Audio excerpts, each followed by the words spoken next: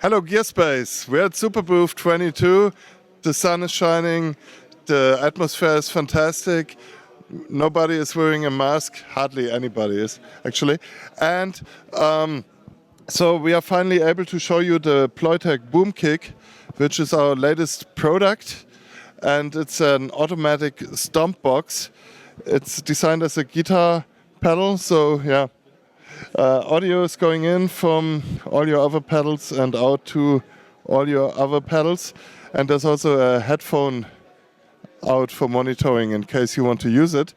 And it's a combination of our earlier 3-4-1 technology, which is now the 1-2 tap pedal. This is power and this is MIDI out.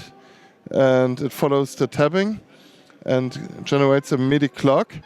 And we combined this technology with our PL squared synthesizer.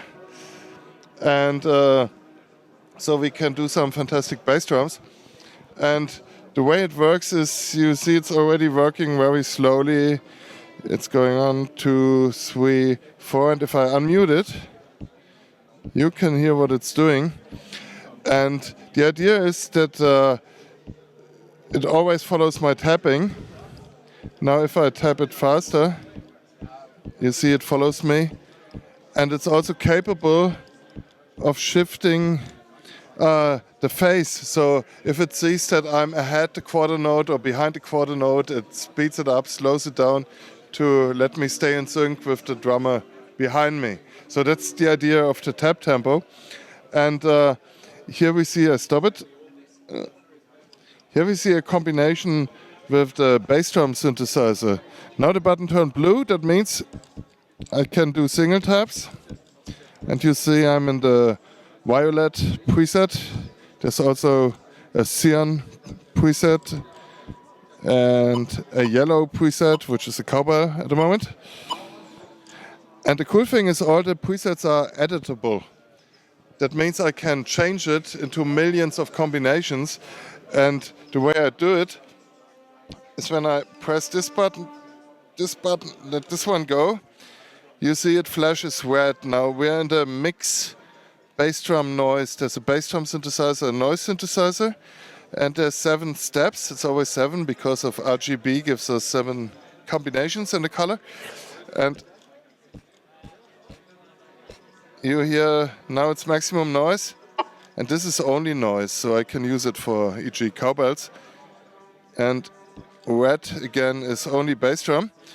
So now next parameter is the note. I can tune it. If I go for the blue tuning, I can make a cross here in the chart so I can remember my sound later. So next is the attack. Low attack. Hard attack. And hard attack. And the timbre, the release time, long release, shorter release, and there's a high cut filter. And now there's a noise filter, but I switched the noise part off so I can have distortion instead. And then I can also set the mode. 3-4-1 means we go 3-4, it starts. 2-4-1 is for fast tempo. If I have 1-2-3-4, I go 1-2-3-4, it starts. And then there's a 1-2 mode, which goes 1-2-3-4, and here's the start.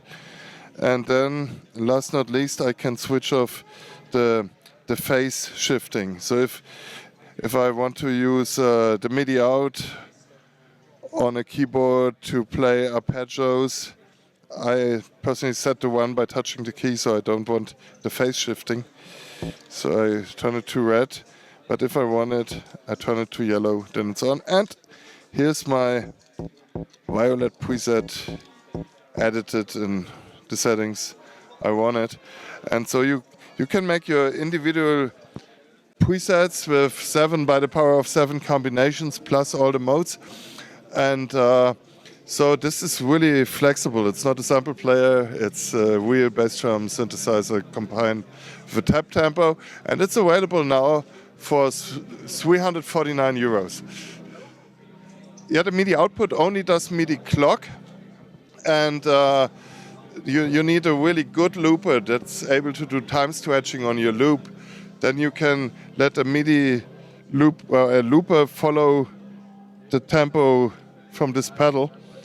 And we can use it also the other direction for firmware updating, or if you want to access the built-in PL squared synthesizer and use it only as a synthesizer, it's also possible with the MIDI plug.